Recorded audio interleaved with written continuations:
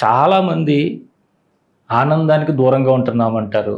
నిత్యం దుఃఖంలో ఉన్నామంటారు. మాకు కష్టాలొస్తున్నాయంటారు.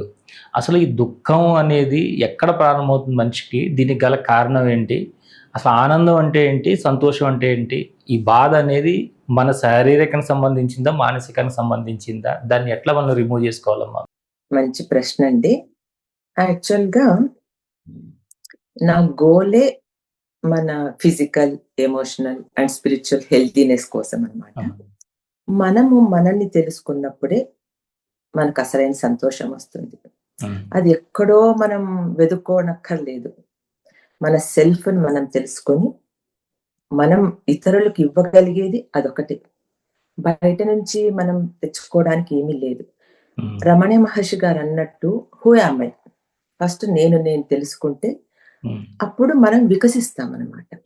మన చుట్టూ ఏముందో ఫస్ట్ కనపడడానికి మనమే కారణం. మన మనసు ఆనందంగా, హ్యాపీగా ఉందనుకోండి, మనకు చుట్టూ జీవితం కూడా అలానే కనిపిస్తుంది. సో ఫస్ట్ మనల్ని మనం తెలుసుకోవాలి. అది చాలా ఇంపార్టెంట్. మన సెల్ఫ్ లవ్ కానీ, మన సెల్ఫ్ టాక్ కానీ, మనం ఏంటో మనం తెలుసుకుంటే మనం హ్యాపీగా ఉండగలుగుతాం.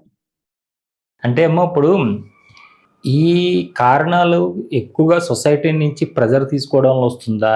లేదు వీళ్ళు ఏదైనా వేరే గత జన్మ కర్మలను మూసుకొని రావడం అంటూ ఉంటుందా? అసలు ఈ కర్మ అనే కాన్సెప్ట్ మన లైఫ్‌లోకి ఎలా ఎంటర్ అవుతుంది? దాని నుంచి ఏ విధంగా మనం బయటపడాలమ్మా? అంటే కర్మలు డెఫినెట్‌గా ఉంటాయండి. అది మంచి కర్మ, చెడ్డ కర్మ ఏదైనా కానీ కర్మలు. మన యాక్షన్. మనం ఎలా చేస్తే దాన్ని బట్టి మన ఫలితం ఉంటుందన్నమాట. ఇప్పుడు ఈ కర్మల్లో సంచిత కర్మ, ప్రారబ్ధ కర్మ, ఆగామి కర్మ ఇలా 3 టైప్స్ వస్తాయి. మనము ఫస్ట్ మనం పాత జన్మల నుంచి తెచ్చుకుంటాం కొన్ని. ఈ జన్మలో కొన్ని చేస్తున్న పనులు.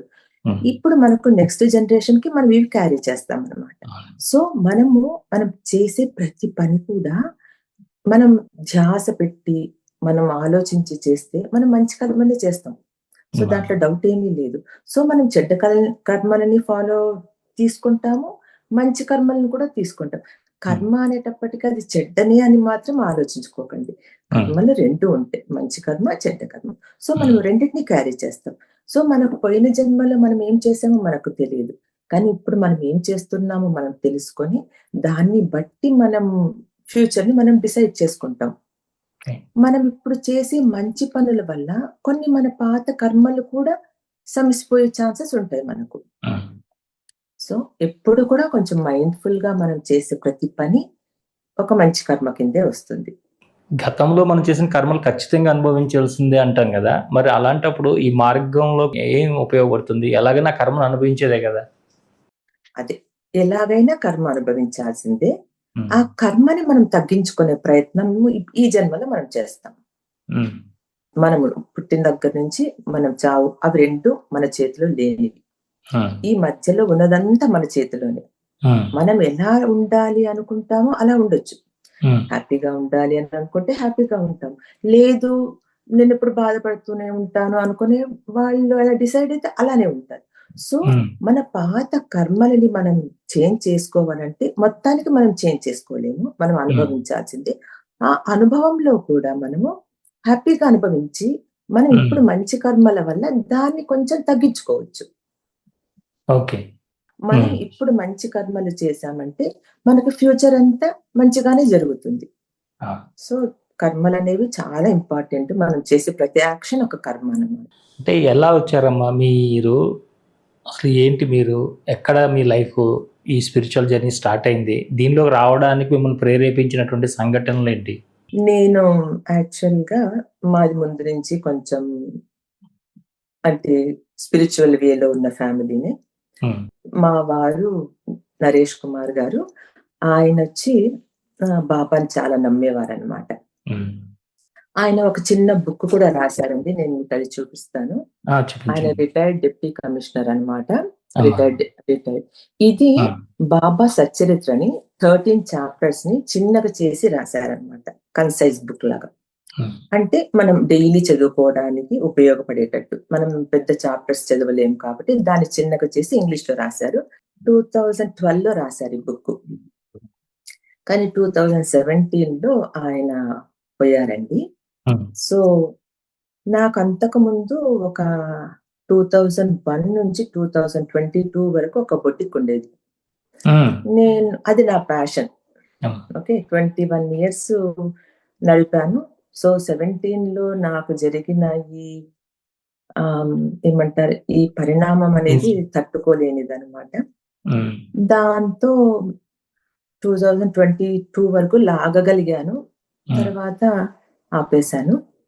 2017 నుంచి నేను పడిన డిప్రెషన్ అనండి, trauma, stress whatever it is చాలా చెప్పలేని కష్టం, బాధ అది. హ్మ్. హ్మ్. మనసుకు.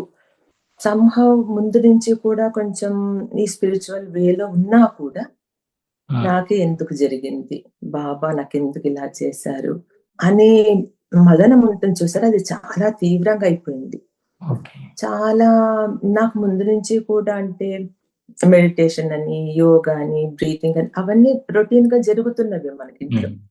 కాకపోతే అవన్నిటిని తట్టుకోలేని పరిస్థితి నాకిది తెచ్చిందనమాట. మా వారు అలా అవ్వడం హ్మ్. వల్ల. అప్పుడు మొదలైంది. సరే నాకు జరిగింది. నేనెంత బాధపడ్డాను హ్మ్. అన్న దాని తర్వాత నుంచి నాకు పుట్టింది నేనెవరు? హ్మ్. నేనెందుకొచ్చాను?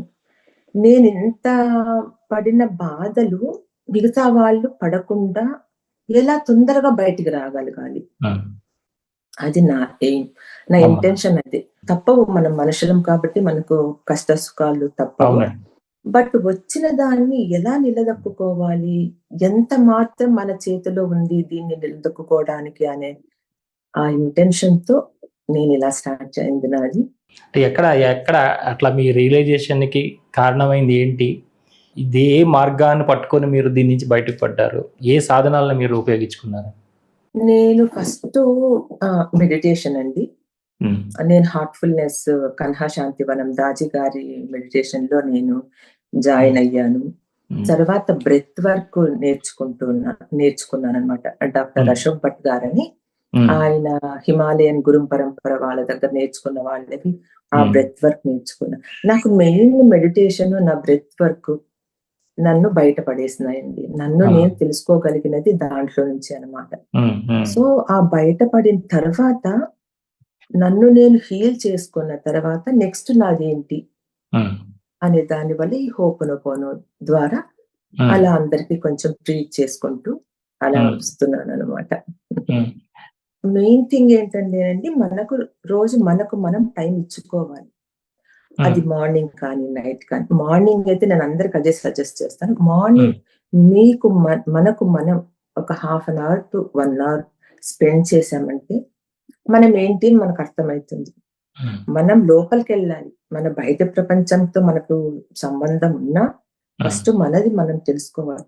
ఆ మెడిటేషన్ కానీ, ఆ బ్రెత్ వర్క్ కానీ, అది కాన్సంట్రేట్ చేసి చేస్తే, మనకు ఫ్యూచర్ ఏంటి? మనం ఏం చెయ్యాలి? ఎలా ఉండాలి? మనకు ఆటోమేటిక్‌గా తెలిసిపోతుంది.